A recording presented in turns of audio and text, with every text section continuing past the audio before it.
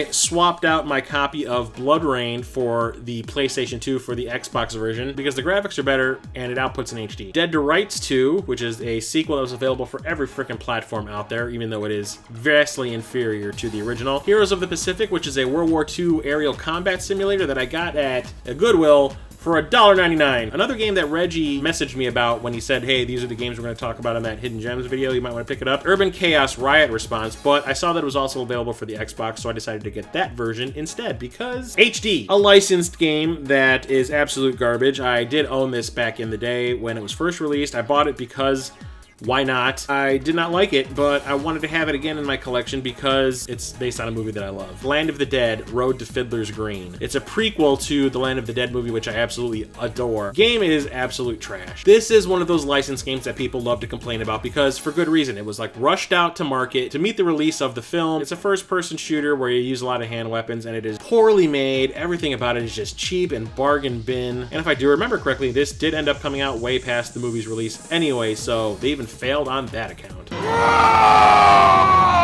Metal Slug 3. It's an exclusive to the Xbox, so had to have it. Finally got a copy of Star Wars Battlefront. I never played this series back in the day. I always wanted to, but I knew that they were mostly like online competition type games, and I do not like that at all. Even when it was first introduced, I was like, no, I just like my single player. Had to pick it up because Star Wars.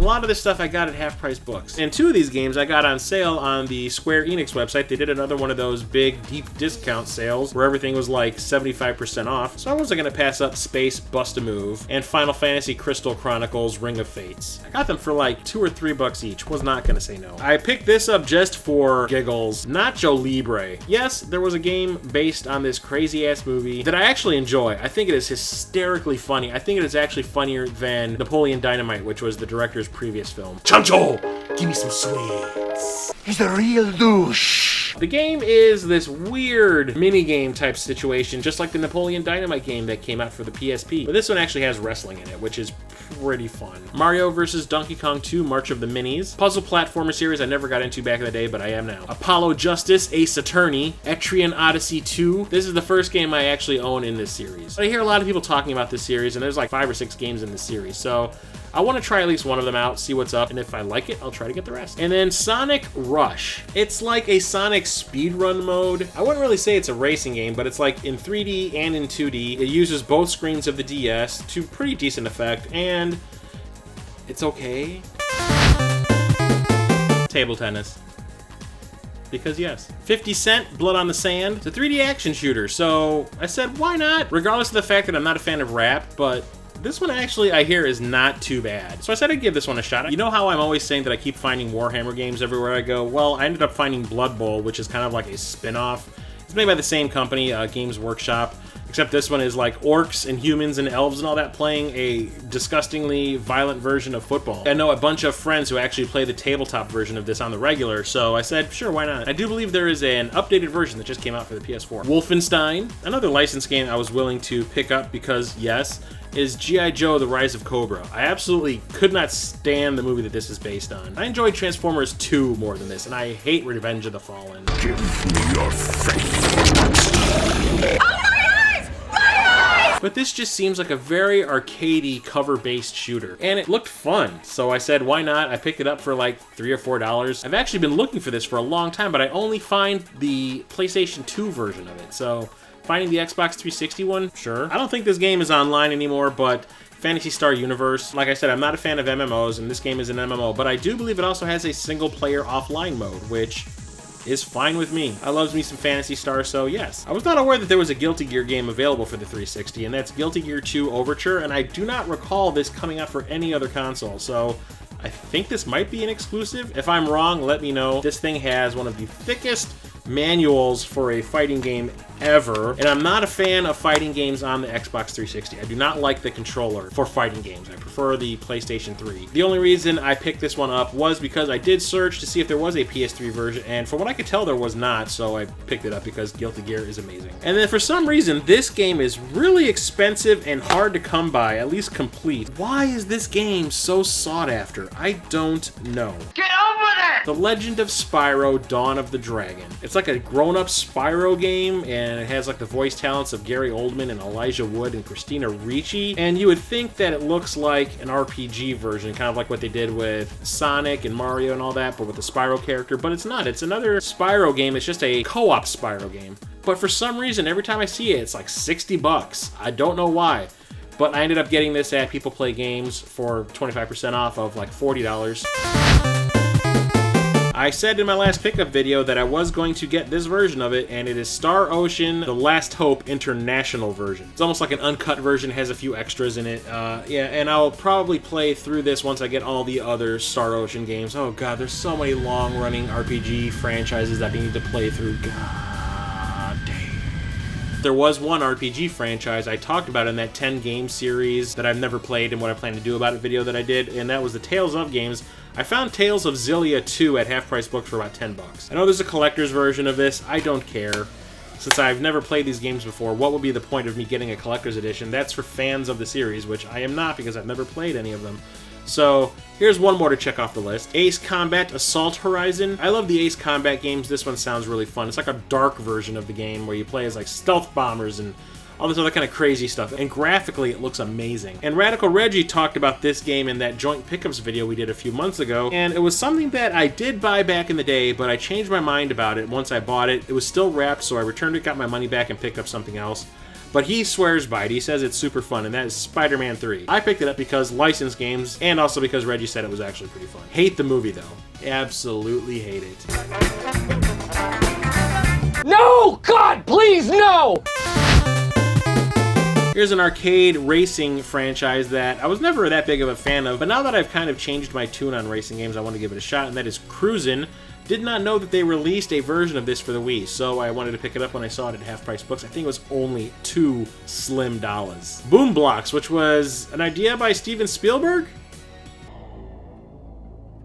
And I think there's a sequel to it. It's like Jenga meets Angry Birds. Okay, here's another game that you never would have thought that I didn't have in my collection, but Wii Play, one of the most common games available for this console, but I never had it because it came in a set, I think, with another Wiimote. Don't care about that. I just want the game itself. A bunch of mini games that are actually pretty fun. Got this from Nintendo 64. It's called Saint. It's another game that is a retelling of The Tale of the Monkey King. There's been like 8 million video games based on this. There's been 8 billion movies based on it too. This one just seemed kind of cool because there's shmup levels and beat 'em up levels. It seemed kind of interesting, so I said, what the hell, I'll pick it up. Here's one that Metal Jesus talked about years and years ago. Marble Saga Koro Rimpa. Puzzle game, sort of. You play as a marble. You have to put the Wiimote in the palm of your hand and tilt it to make the marble move through the maze to get to the end, which actually sounds really fun, especially when it comes to those stupid Wii motion controls. So I wanted to give this one a shot. It's by Hudson. They really did know what they were doing for the Wii. Every game I've played from that developer for the Wii has been pretty cool. And a game that I had no idea came out for this console, that's Rygar Battle for Argus. I saw it sitting there and I'm like, wow, is that a port of the PS2 game for the Wii using motion controls? If so, that is a terrible idea. Turns out it's not. It's its own brand new Rygar game that kind of uses the motion controls and kind of not. It's not horrible. It is a pretty cool sequel to Rygar, I will admit. This is the final game I needed to complete my Metroid subset. Unfortunately, it's Metroid Prime Federation Force. It's a Metroid game that is not a Metroid game. Samus is nowhere to be found in this. Blasphemer! It's basically a squad-based strategy game that also has this mini game that more people seem to play called Blast Ball. This was a horrible idea on Nintendo's part. I don't know what they were thinking. They're like, everyone's complaining. They want a new Metroid game. Let's give them this, which has absolutely zilch to do with the franchise. It just kind of takes place in the same universe, but nobody gives a crap. Horrible idea, horrible game. I haven't even opened it because I got this for like $5 brand new. I just wanted it to complete my subset. So, subset complete. River City Rival Showdown. This is another game in this current resurgence of the River City games. This one comes with a keychain as well. Haven't opened it yet. This is an old school retro beat 'em up. And I still have not played the original game for the NES. That is a crime. I need to remedy that immediately. Legend of Zelda, A Link Between Worlds. This is the first time I've actually owned this game in physical form. Why? Because when I bought my original Nintendo 3DS, it was the Link Between Worlds version of it. It was a gold 3DS, you remember. I talked about it way back years ago. And it came with a digital code to download the game, which I never used because I hate digital games. And when I sold the console to get my new Nintendo 3DS, it was a good selling point that I never used the code, so it made the person I sold it to very, very happy. and I got my awesome Vita with a lot of games in exchange, which is rad. So I can finally play this game and see what it's all about. Trying to get all those Legend of Zelda games. Pretty close, too. Batman Arkham Origins Blackgate. It's a light version of Batman Arkham Origins. It's basically just side-scrolling because the 3DS couldn't handle what this game originally was like. I'm not going to complain. It looks like it's pretty fun. Bravely Second End Layer. Absolutely loved the original Bravely Default. Was not going to pass up the second one. I haven't really been focusing on the 3DS, and every time I see this, brand new, it is still full price. Went to Half Price Books, got actually a bunch of these at Half Price Books, and they had discounted them a lot, and plus I actually have like these coupons that give me 10% off every time I go there. So for the discounted price, I said sure. And Mario and Luigi Dream Team. It's another game in that Mario and Luigi RPG series. I absolutely love it. Needed to have this in the collection. I got it at Half Price Books. Super thrilled that I did, dude. When it comes to the PS Vita, a lot of my games come from limited run, so a lot of my pickups for the console are coming from there. The stuff I bought, like, in store were Rayman Origins. My last pickup video, Radical Reggie had given me a copy of Rayman Legend, so I figured it's paired up with its brother, Summon Night 6 Lost Borders. It is a long-running RPG series. I mean, duh, there's its 15th anniversary seal right there. Never played one before, but I thought this would be cool to try out. I heard good things about it, so I said let's do it, and I got it for like $5 brand new. And a game I picked up at GameStop for shits and giggles. I don't have high hopes for it. I hear it's not that great, but it's called Drive Girls. It looks like a racing RPG, but I hear it's actually kind of hard to control, so it's not the greatest thing ever, but I got it on discount at GameStop, so I said why not. Strictly Limited Games is a company that's been releasing games the same way that Limited Run does. One of the games they released was this beat-em-up called 99 Vitas, and it looks like an old-school throwback to Final Fight, which I absolutely love. This was also released for the PS4. I wanted to get this for the Vita because I don't have any beat-em-ups for this console, so yes. And then all of these games here are from Limited Run. And since I haven't opened any of them, I will not be able to comment on if the games are any good or not, even though I have played a couple of these in other forms. Oregon Trail, the Complete Edition. This is one of the few games I picked up on Steam. A zombified version of what everyone remembers as the Oregon Trail. It was a game that I played in grade school on the Apple IIe's that they had in the library, and it's actually really fun, and I thought playing it on the go on the Vita would be pretty fun. This one I was not planning on picking up at all, but then I realized I don't have any games like this for the Vita, so it'll be nice to have at least one, even though to me it comes off as a little creepy. Nurse Love Addiction. It's like one of these visual novel games where it's kind of like a choose-your-own-adventure, but it stars wide-eyed anime girls as nurses, and yeah, it's like a dating simulator too, and I guess, and it's just like, this is not really something that I'm really into. But like I said, at least one of this type of game for my Vita. This was the one I was going to pick. Home, which is a retro-styled horror game. It actually looks pretty cool. Revenant Saga, which is an RPG. Fallen Legion, Flames of Rebellion, another RPG. This one came with like a strategy guide as well. Another game in this awesome series, which I absolutely adore, that is Oddworld Munch's Odyssey. This is the HD remaster of it, available for the Vita. Had to have it. Chrysler Sigma. It's like a 3D action game. It looks pretty cool. Anime-esque, obviously. The Bit Trip Limited Edition. It's another game in this long series of sort of like running games. I actually really enjoy them. I cannot complain. They're like platform puzzlers. I really want to break this one open and play it. This one actually intrigued me. I didn't want to buy this one at first, but then when I found out what I was trying to emulate, I said, that's actually pretty awesome. Rock Boscher's Director's Cut DX. It looked really craptastic when I looked up the footage of it before I actually plopped down the money. But then I found out that this is actually a throwback to the old ZX Spectrum. The gameplay and visuals of this game are trying to emulate a ZX Spectrum game as closely as possible. And it was kind of lost on me because that's not a console that I remember ever seeing as a kid. I know it was super popular in England, but those micro PCs did not come out over here. And if they did, they were not popular. Everyone wanted Apple computers back in the day, or a Tandy. So when I found that out, I said, you know what, that's pretty interesting. Let's just get this one for that fact alone. So I will definitely open this one up and pop it in my Vita to give it a try. And lastly is La Mulana. It's an old school platforming game where you play as an archaeologist, and it reminds me of like these old throwbacks to Pitfall, like the one that I got for the Sega CD. So when I looked at the footage and I saw what it was, I said, you know what, yes.